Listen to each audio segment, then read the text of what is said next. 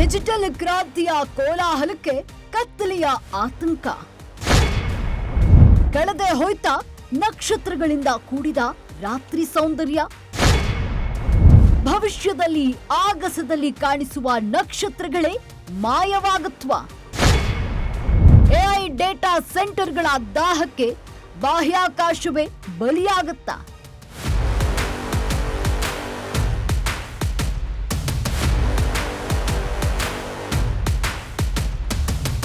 ಕತ್ತಲು ಆವರಿಸಿದ ರಾತ್ರಿಯ ಆಗಸ, ಕಣ್ಣು ಆಯಿಸಿದಷ್ಟು ಮಿನುಗುವ ನಕ್ಷತ್ರಗಳು.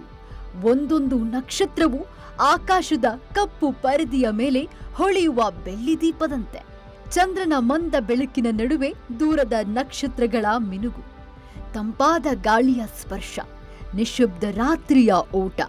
ಇವೆಲ್ಲವನ್ನ ಆಗಸದತ್ತ ಮುಖ ಮಾಡಿ ನೋಡುತ್ತಾ ನಿಂತ್ರೆ ನಾವು ಭೂಮಿ ಮೇಲಿದ್ದೇವೆ ಅನ್ನೋದೇ ಮರೆತು ಹೋಗುತ್ತೆ. ಅನಂತ ಬ್ರಹ್ಮಾಂಡದ ಮುಂದೆ ನಮ್ಮ ಅಸ್ತಿತ್ವ ಎಷ್ಟು ಚಿಕ್ಕದು ಎಂಬ ದಿವ್ಯಾನುಭವ ಉಂಟಾಗುತ್ತೆ. ಆದರೆ ಈ ರಾತ್ರಿಯ ನೈಸರ್ಗಿಕ ಸೌಂದರ್ಯದ ಮೇಲೆ ಮನುಷ್ಯನ ತಂತ್ರಜ್ಞಾನದ ಹೆಜ್ಜೆ ಗುರುತುಗಳು ಹೆಚ್ಚಾಗತೊಡಗಿದೆ.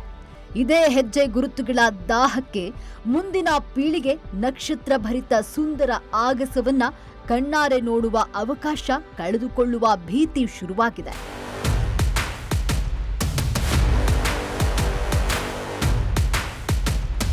ಮುಂದಿನ ಪೀಳಿಗೆಗೆ ನಕ್ಷತ್ರಗಳಿಂದ ಕೂಡಿದ ಆಗಸ ಮರೀಚಿಕೆಯಾಗುವ ದಿನಗಳು ಸನಿಹವಾಗತೊಡಗಿದೆ. ನಾಳಿನ ಪೀಳಿಗೆಗಳಿಗೆ ಆಗಸದ ಕೌತುಕ ಹೇಗಿತ್ತು ಅನ್ನೋದನ್ನ ಫೋಟೋ ತೋರಿಸಿಯೋ ಅಥವಾ ವಿಡಿಯೋ ತೋರಿಸಿಯೋ ಹೇಳಬೇಕಾದ ದಿನಗಳು ತುಂಬಾ ದೂರವೇನಿಲ್ಲ. ಕೇವಲ ಆಗಸದ ಸೌಂದರ್ಯ ಮಾತ್ರವಲ್ಲ, ಮಾನವನ ಎಣೆಯಿಲ್ಲದ ತಂತ್ರಜ್ಞಾನದ ಪ್ರಗತಿಗೆ ಬಾಹ್ಯಾಕಾಶವೇ ಬಲಿಯಾಗುವ ದಿನಗಳು ಹತ್ತಿರವಾಗತೊಡಗಿದೆ. ಹಾಗಾದ್ರೆ ಭೂಮಿ ಮೇಲಿನ ಅತಿ ಬುದ್ಧಿವಂತ ಜೀವಿ ಮನುಷ್ಯನ ಅತಿಯಾದ ತಂತ್ರಜ್ಞಾನದ ದಾಹಕ್ಕೆ ಭವಿಷ್ಯದಲ್ಲಿ ಭೂಮಿಯಷ್ಟೇ ಅಲ್ಲ, ಆಗಸವು ಹೇಗೆ ಬಲಿಯಾಗುತ್ತೆ ಅನ್ನೋ ಕಂಪ್ಲೀಟ್ ಸ್ಟೋರಿ ತೋರಿಸ್ತೀವಿ ನೋಡಿ. ಒಂದೆಡೆ ಆಕಾಶವನ್ನೇ ಮುತ್ತಿಡುವಂತಹ ಕಟ್ಟಡಗಳು, ಮತ್ತೊಂದೆಡೆ ಮನುಷ್ಯನ ಕಲ್ಪನೆಗೂ ಮೀರಿದ ವೇಗದಲ್ಲಿ ಓಡುವ ಆರ್ಟಿಫಿಷಿಯಲ್ ಇಂಟೆಲಿಜೆನ್ಸ್. ಇದರರ್ಥ ಎಐ ಕೋಟಿ ಕೋಟಿ ಮಾಹಿತಿಯ ಕಣಗಳನ್ನ ನುಂಗಿ ಕ್ಷಣಾರ್ಧದಲ್ಲಿ ಉತ್ತರ ಕೊಡುವ ಈ ಡೇಟಾ ಸೆಂಟರ್ಗಳು ಕೇವಲ ದೈತ್ಯ ಕಟ್ಟಡಗಳಲ್ಲ, ಇದು ಆಧುನಿಕ ಯುಗದ ಪವರ್ ಹೌಸ್ಗಳು. ಈ ಪವರ್ ಹೌಸ್ಗಳಿಗೆ ಈಗ ಭೂಮಿಯ ಮೇಲಿನ ಜಾಗ ಸಾಲುತ್ತಿಲ್ಲ. ಇದೇ ಕಾರಣಕ್ಕೆ ಮನುಷ್ಯ ಆಕಾಶದಲ್ಲೇ ಡೇಟಾ ಸೆಂಟರ್ಗಳ ಸಾಮ್ರಾಜ್ಯ ಕಟ್ಟಲು ಅಣಿಯಾಗ್ತಿದ್ದಾನೆ. ಆದರೆ ಈ ಎಐ ಡೇಟಾ ಸೆಂಟರ್ಗಳ ಕ್ರಾಂತಿ ಬಾಹ್ಯಾಕಾಶವನ್ನೇ ಬಲಿಕೊಡಲು ಮಾಡಿದ ಪ್ರಯೋಗಶಾಲೆಯಾಗಲಿದೆ. ಭವಿಷ್ಯದಲ್ಲಿ ಭೂಮಂಡಲ ವ್ಯವಸ್ಥೆಗೆ ಅತಿ ದೊಡ್ಡ ಎಚ್ಚರಿಕೆಯ ಗಂಟೆಯಾಗಿದೆ. ಎಐ ಡೇಟಾ ಸೆಂಟರ್ಗಳ ಹೊಸ ತಾಣವಾಗ್ತಾ ಇದೆ ಬಾಹ್ಯಾಕಾಶ. ಒಂದು ಕಾಲದಲ್ಲಿ ಮನುಷ್ಯ ಯಂತ್ರಗಳಿಗೆ ಕೆಲಸ ಕಲಿಸಿದ. ಇಂದು ಯಂತ್ರಗಳೇ ಮನುಷ್ಯನಿಗೆ ಹೊಸ ಹೊಸ ಜಗತ್ತನ್ನ ತೋರಿಸ್ತಾ ಇದೆ. ಇದರ ಮುಂದುವರೆದ ಭಾಗವೇ ಎಐ.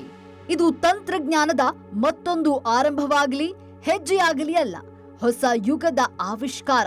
ಕಚೇರಿಯಿಂದ ಕಾರ್ಖಾನೆವರೆಗೆ, ಶಾಲೆಯಿಂದ ಆಸ್ಪತ್ರೆಯವರೆಗೆ, ಭೂಮಿಯಿಂದ ಬಾಹ್ಯಾಕಾಶದವರೆಗೆ ಎಐ ತನ್ನ ವ್ಯಾಪ್ತಿಯನ್ನ ವಿಸ್ತರಿಸ್ತಾ ಇದೆ. ಆದ್ರೆ ಈ ಕ್ರಾಂತಿಯ ವೇಗ ಮುಂದೊಂದು ದಿನ ಮನುಷ್ಯನ ಭವಿಷ್ಯದ ಕಥೆಯನ್ನೇ ಬದಲಿಸುವ ಮಟ್ಟಕ್ಕೆ ಬಂದು ನಿಂತಿದೆ. ಯಾಕಂದ್ರೆ ಮಾನವ ಈಗ ಬಾಹ್ಯಾಕಾಶದಲ್ಲಿ ಎಐ ಡೇಟಾ ಸೆಂಟರ್ಗಳ ಸ್ಥಾಪನೆಗೆ ತಯಾರಿ ನಡೆಸ್ತಾ ಇದ್ದಾನೆ.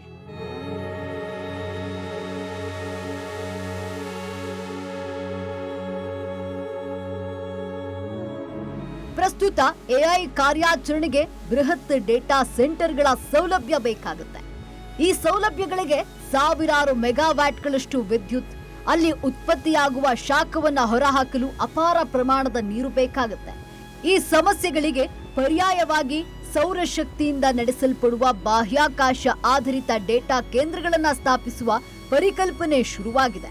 ಸೂರ್ಯನ ಬೆಳಕು ನಿರಂತರವಾಗಿ ಲಭ್ಯವಿರುವ ಕಕ್ಷೆಗಳಲ್ಲಿ ಸೌರ ಫಲಕಗಳ ಮೂಲಕ ಡೇಟಾ ಸೆಂಟರ್ಗಳನ್ನ ನಡೆಸುವ ಬಗ್ಗೆ ಜಾಗತಿಕವಾಗಿ ಸ್ಪೇಸ್ ಕಂಪನಿಗಳು ಸಿದ್ಧತೆ ನಡೆಸಿಕೊಳ್ಳುತ್ತಿವೆ. ಇದರಿಂದ ಭೂಮಿಯ ಮೇಲಿನ ವಿದ್ಯುತ್ ಗ್ರಿಡ್ಗಳ ಮೇಲಿನ ಒತ್ತಡ ಕಡಿಮೆ ಮಾಡಲು, ವಿಶಾಲವಾದ ಭೂಮಿಯ ಅಗತ್ಯತೆಯನ್ನ ನಿವಾರಿಸಲು ಇದು ನೆರವಾಗುತ್ತೆ ಎಂದು ತಂತ್ರಜ್ಞರು ಹೇಳ್ತಿದ್ದಾರೆ.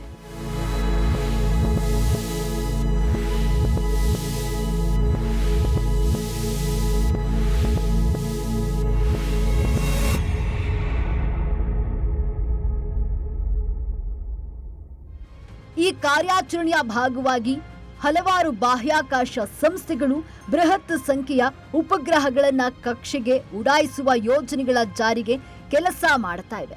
ನಿರ್ದಿಷ್ಟವಾಗಿ ಎಐ ಕಂಪ್ಯೂಟಿಂಗ್ಗಾಗಿ ಲಕ್ಷಾಂತರ ಸಣ್ಣ ಉಪಗ್ರಹಗಳ ಬಳಕೆಗೆ ಪ್ರಸ್ತುತ ತೀವ್ರವಾಗಿ ಚರ್ಚೆಯಲ್ಲಿವೆ.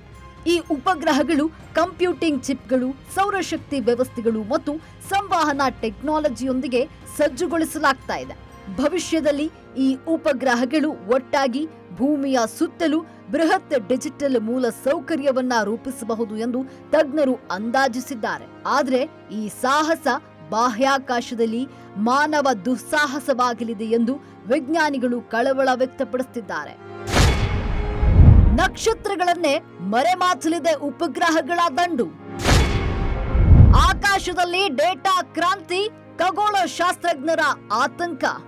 ಡೇಟಾ ಸೆಂಟರ್ಗಳ ಸ್ಥಾಪನೆಗಾಗಿ ಲಕ್ಷಾಂತರ ಉಪಗ್ರಹಗಳು ಭೂಮಿಯ ಕಕ್ಷೆಗೆ ಪ್ರವೇಶಿಸಿದ್ರೆ ರಾತ್ರಿಯ ನೈಸರ್ಗಿಕ ಆಕಾಶ ತೀವ್ರವಾಗಿ ಬದಲಾಗಬಹುದು ಅಂತ ಖಗೋಳ ಶಾಸ್ತ್ರಜ್ಞರು ಎಚ್ಚರಿಸಿದ್ದಾರೆ. ಅಸ್ತಿತ್ವದಲ್ಲಿರುವ ಸಾವಿರಾರು ಉಪಗ್ರಹಗಳು ಈಗಾಗಲೇ ದೂರದರ್ಶಕ ವೀಕ್ಷಣೆಗಳಲ್ಲಿ ಹಸ್ತಕ್ಷೇಪವನ್ನ ಮಾಡ್ತಿವೆ. ಈ ಉಪಗ್ರಹಗಳಿಂದ ಪ್ರತಿಫಲಿಸುವ ಸೂರ್ಯನ ಬೆಳಕು ಅವುಗಳನ್ನ ಆಕಾಶದಲ್ಲಿ ಪ್ರಕಾಶಮಾನವಾದ ಚುಕ್ಕೆಗಳಾಗಿ ಕಾಣುವಂತೆ ಮಾಡುತ್ತವೆ. ಭವಿಷ್ಯದಲ್ಲಿ ಉಪಗ್ರಹಗಳ ಸಂಖ್ಯೆ ಲಕ್ಷಾಂತರ ಸಂಖ್ಯೆಯಲ್ಲಿ ತಲುಪಿದ್ರೆ ನಕ್ಷತ್ರಗಳು, ಗ್ರಹಗಳು ಮತ್ತು ದೂರದ ಗ್ಯಾಲಕ್ಸಿಗಳನ್ನ ವೀಕ್ಷಿಸೋದು ಹೆಚ್ಚು ಕಷ್ಟಕರವಾಗುತ್ತದೆ. ಉಪಗ್ರಹಗಳ ಸಂಖ್ಯೆ ಹೆಚ್ಚಾದಂತೆ ಆಗಸದ ಆ ನೈಸರ್ಗಿಕ ದೃಶ್ಯದ ನಡುವೆ ಕೃತಕ ಬೆಳಕಿನಲ್ಲಿ ಚಲಿಸುವ ವಸ್ತುಗಳು ಹೆಚ್ಚಾಗಿ ನಕ್ಷತ್ರಗಳೇ ಕಾಣದಿರಬಹುದು ಎಂದು ಎಚ್ಚರಿಸಿದ್ದಾರೆ.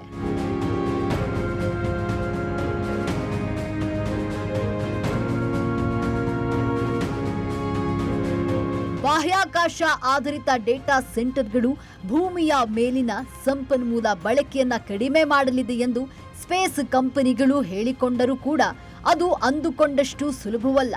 ಯಾಕಂದ್ರೆ ಉಪಗ್ರಹಗಳನ್ನ ತಯಾರಿಸುವ ಮತ್ತು ಕಕ್ಷೆಗೆ ಉಡಾಯಿಸುವ ಪ್ರಕ್ರಿಯೆ ತನ್ನದೇ ಆದ ಸಮಸ್ಯೆಗಳನ್ನ ಸೃಷ್ಟಿ ಮಾಡುತ್ತೆ. ಲಕ್ಷಾಂತರ ಉಪಗ್ರಹಗಳನ್ನ ತಯಾರಿಸುವ ಬೃಹತ್ ಕೈಗಾರಿಕಾ ಕಾರ್ಯಾಚರಣೆ ಅಗತ್ಯವಿರುತ್ತೆ. ಬಳಿಕ ಅವುಗಳನ್ನ ಬಾಹ್ಯಾಕಾಶಕ್ಕೆ ಉಡಾಯಿಸಲು ಸಾವಿರಾರು ರಾಕೆಟ್ ಉಡಾವಣೆಗಳು ಬೇಕಾಗುತ್ತೆ. ಈಗ ಈ ರಾಕೆಟ್ಗಳಿಂದ ಹೊರಸೂಸುವಿಕೆ ವಾತಾವರಣದ ಮೇಲೆ ಪರಿಣಾಮ ಬೀರಲಿದೆ.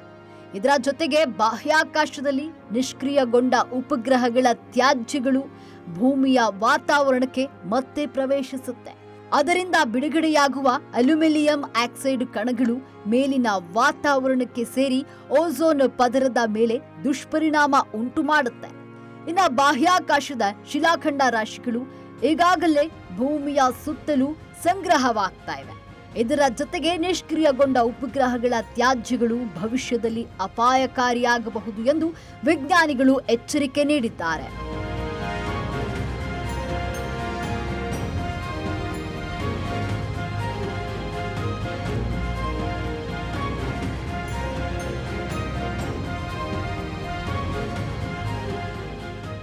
ಇನ್ನು ಭೂಮಿಯ ಮೇಲಾದ್ರೆ ಡೇಟಾ ಸೆಂಟರ್ಗಳನ್ನ ಗಾಳಿ ಅಥವಾ ನೀರಿನಿಂದ ತಂಪಾಗಿಸುವ ವ್ಯವಸ್ಥೆಯನ್ನ ಬಳಸಲಾಗುತ್ತೆ.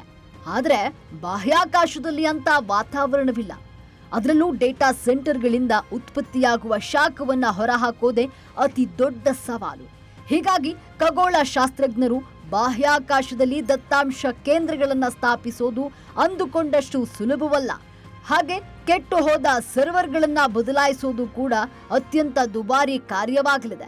ಹೀಗಾಗಿ ಲಕ್ಷಾಂತರ ಉಪಗ್ರಹಗಳನ್ನ ಒಳಗೊಂಡಿರುವ ವ್ಯವಸ್ಥೆಯನ್ನ ಬಾಹ್ಯಾಕಾಶದಲ್ಲಿ ಸ್ಥಾಪಿಸುವ ಮೊದಲು ಪರಿಸರದ ಪ್ರಭಾವ, ಖಗೋಳ ಸಂಶೋಧನೆ ಮತ್ತು ಬಾಹ್ಯಾಕಾಶ ಸುರಕ್ಷತೆ ಕುರಿತು ಸಮಗ್ರ ಅಧ್ಯಯನಗಳನ್ನು ನಡೆಸಿದ ಬಳಿಕವೇ ಕಾರ್ಯರೂಪಕ್ಕೆ ತರಬೇಕು ಅಂತ ವಿಜ್ಞಾನಿಗಳು ಹೇಳ್ತಿದ್ದಾರೆ.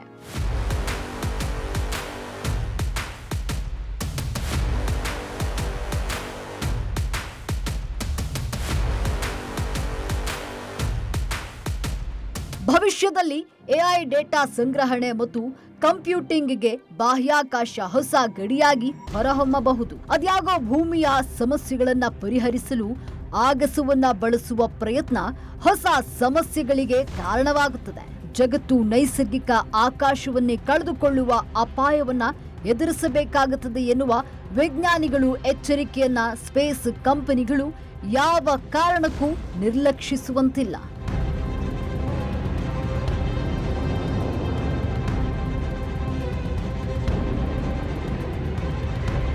Sanjay Nayak, news desk, Ashwavega news.